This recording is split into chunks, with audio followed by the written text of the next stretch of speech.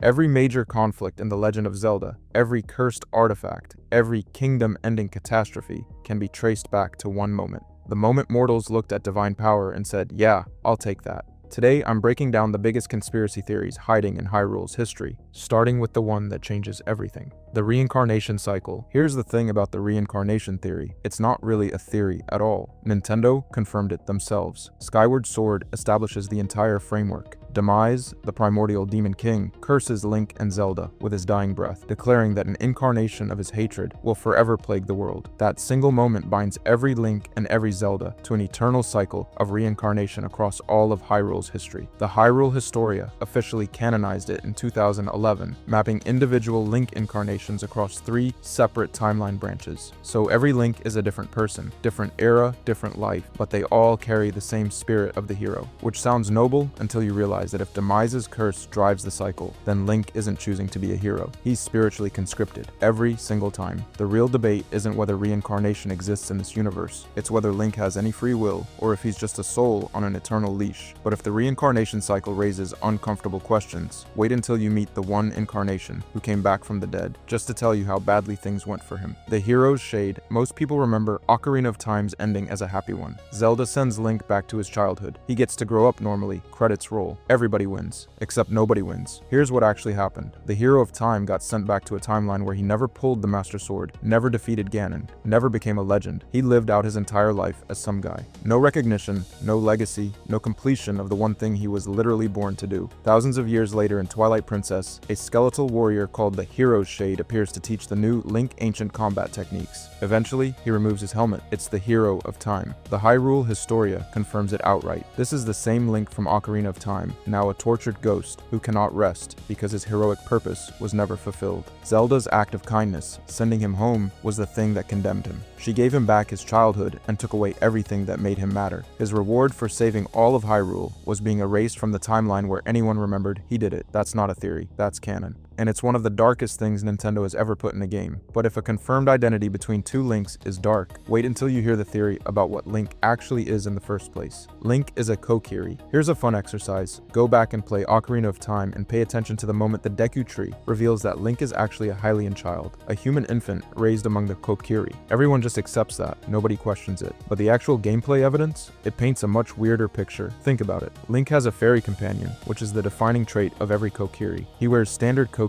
clothing. He grew up in the Kokiri forest without any apparent issues. And here's the big one. The Lost Woods is described as a place where outsiders lose themselves entirely, becoming Skull Kids or worse. But Link wanders through it like he's taking a Sunday stroll, which is, not ideal if you're trying to prove he's just a regular Hylian. Then there's the aging problem. Link sleeps in the Sacred Realm for 7 years and wakes up in an adult body. That's not how normal biology works, but it could align with Kokiri magical nature, creatures who famously don't age normally. Now, the counter evidence is real. Navi glows with a white and blue light, which some players note differs from typical Kokiri fairy behavior, and the game does explicitly tell you he's Hylian. But that's exactly the point. What if the game told you the truth early on, and you just never bothered to question whether it was the whole story? But if you think questioning Link's species is unsettling, wait until you hear the theory that he's not even alive during Majora's Mask. Link is dead in Majora's Mask. This is the theory that broke the internet, and honestly, once you hear it, you can't unsee it. The idea is simple. Link dies at the beginning of Majora's Mask. That fall into the abyss after chasing the Skull Kid isn't a transition to a new world. It's the end. Termina isn't a parallel dimension. It's purgatory, and the entire game is Link processing his own death. Here's where it gets unsettling. The theory maps the game structure onto Elizabeth Kubler-Ross's 5 stages of grief. The Deku Scrub transformation represents denial. The Goron and Zora forms represent anger. The Fierce Deity represents bargaining, and accepting Termina's doom cycle represents exactly that, acceptance. Look at the world itself. A screaming moon descends toward a town full of people stuck in loops they can't escape.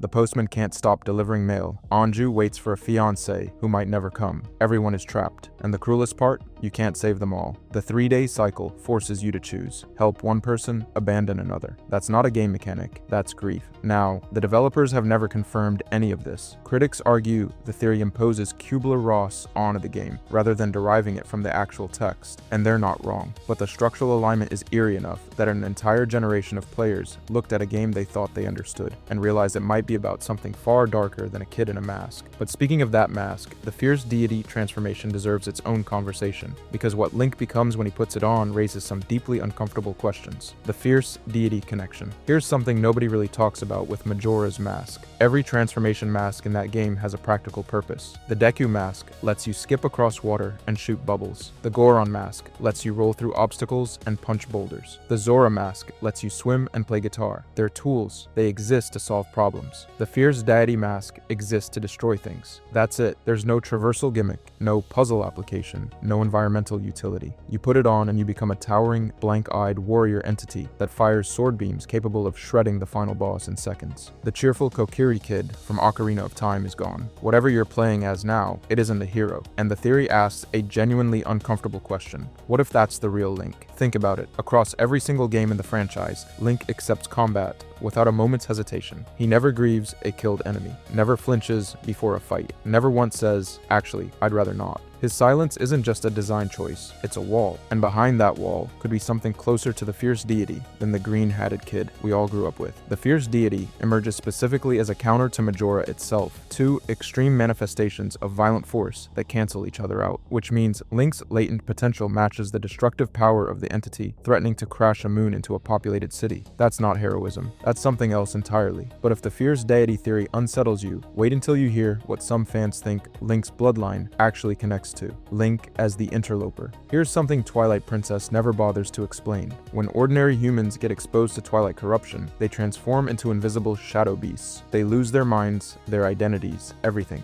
But Link turns into a wolf. A fully conscious, fully functional wolf that retains his personality and agency. The game treats this like it's totally normal and moves on. It is not normal. Every single other human in the game loses themselves completely when Twilight touches them. Link is the one exception, and nobody in the story seems particularly concerned about why. The theory here is that Link carries latent Twilight ancestry, that somewhere in his bloodline, descendants of the interlopers avoided banishment to the Twilight Realm and quietly integrated into the Light World population. When Twilight corruption hits him, it's not attacking foreign biology, it's activating something that was already there. And then there's Midna. She's a Twily herself, and her comfort level with Link's wolf form is immediate and borderline suspicious. She literally tells him they look alike. A Twilight princess looking at a wolf and seeing a family resemblance is not a throwaway line. That's a detail begging to be investigated. The game never provides an alternative explanation, not once. You'd think transforming differently than every other member of your species would warrant at least a conversation, but Twilight Princess is built entirely around hidden identities and concealed heritage. Zant hides his true nature. Ganondorf operates from the shadows. Zelda conceals herself entirely. In a game where literally everyone has a secret, Link not knowing his own bloodline fits perfectly. But if you think hidden ancestry is strange, wait until you hear about a theory involving something even more bizarre. The Gilded Butterfly. Okay, this one is weird. Stay with me here because we're about to discuss the theory that the hero of time literally turned into a butterfly.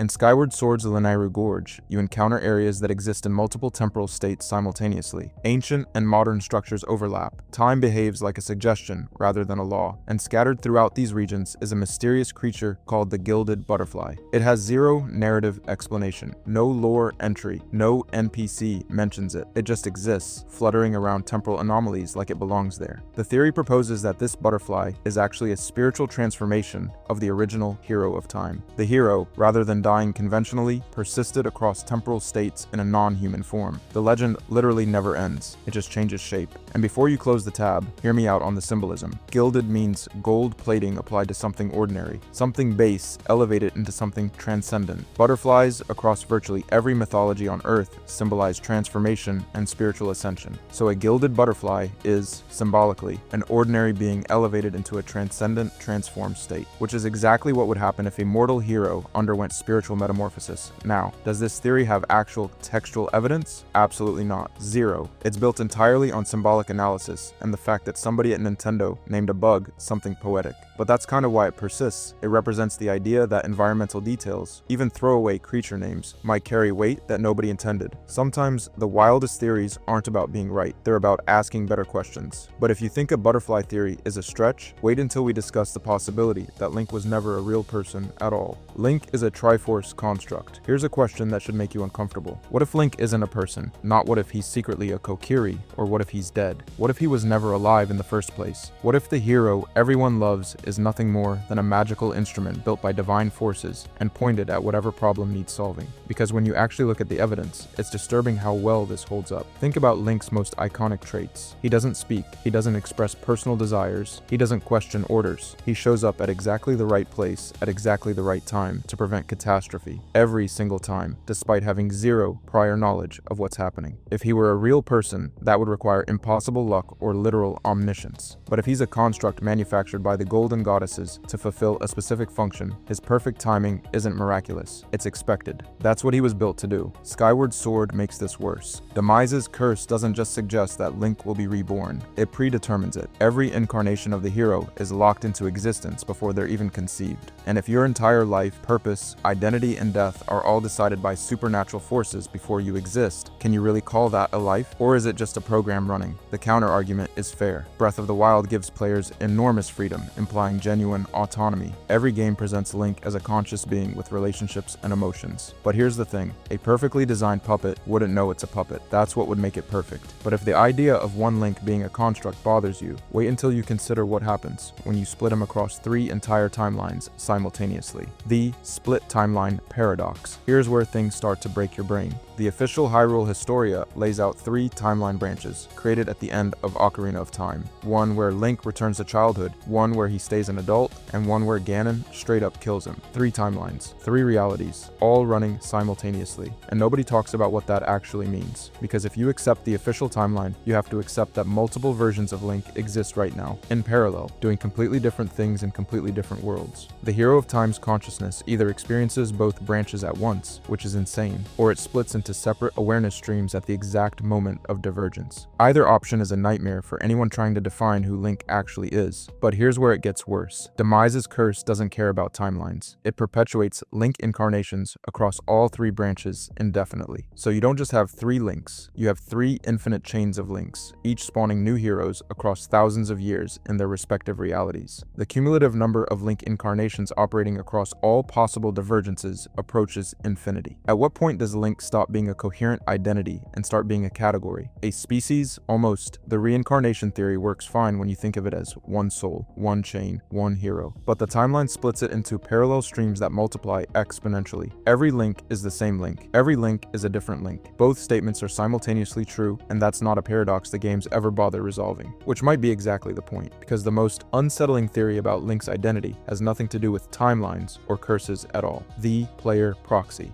Every theory in this video has tried to answer the same question. Who is Link? Is he a reincarnating spirit, a dead child wandering through purgatory, a divine construct built by the Triforce itself? 9 different answers, 9 different frameworks, and every single one of them misses the most obvious explanation, the one that's been staring at you from the other side of the screen this entire time. Link is not a character, he's you. Here's the thing, look at every major figure in this franchise. Zelda has a voice, a personality, clear motivations, emotional depth. Ganondorf monologues. He schemes. He rages. Supporting characters crack jokes, fall in love, grieve, express fear. They are people. Link says nothing. He has said nothing for nearly 4 decades, and that is not an accident. That is a design choice so deliberate, it has survived every single technological advancement in gaming. They could give him a voice tomorrow, they won't, because the silence is the point. He has no romantic commitments that would lock you into a story you didn't choose. No political opinions, no philosophical stance, no personality that contradicts yours. Breath of the Wild took this to its logical extreme, handing you an entire world and saying go wherever you want, do whatever you want, in whatever order you want. Every constraint that would remind you that you're controlling someone else got stripped away, and that recontextualizes everything. Every theory in this video isn't really about Link. The reincarnating hero, that's you, picking up the controller again every time a new game launches. The grieving spirit trapped in a cycle, that's you, resetting the 3-day loop. The divine construct with no free will, that's you, following the quest markers. His name is literally